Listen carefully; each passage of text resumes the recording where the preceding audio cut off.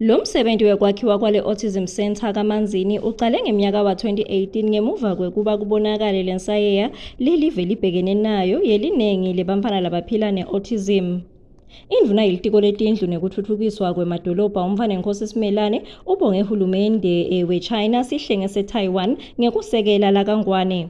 Kunibonga, kunithumisa ngeluthi lwenu kuphelela kube kutobusiswa kutovulwa lesi sakhiwo lesihle lesinje kwangathi ngabuphumalanga ngobuvale kalozitha ntovuka ngibuke sona ngiqoshe kuhla kwelanga ke ngibuyela ekhaya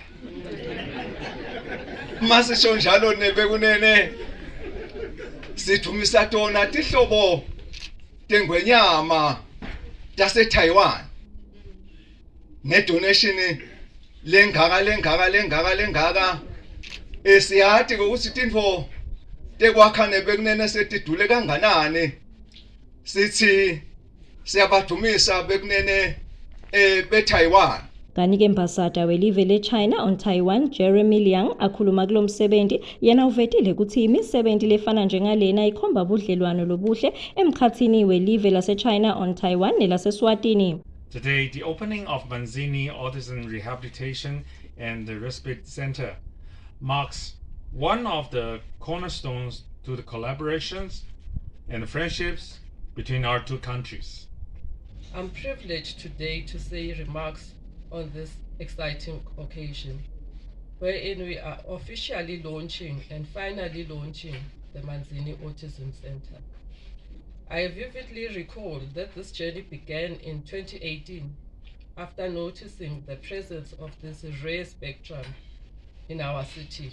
It frustrates me and leads to my intense emotional breakdowns.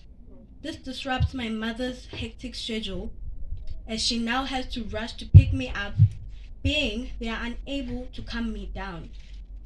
Whenever I have an emotional breakdown in public, I get labeled a spoiled brat and receive multiple threats of physical harm.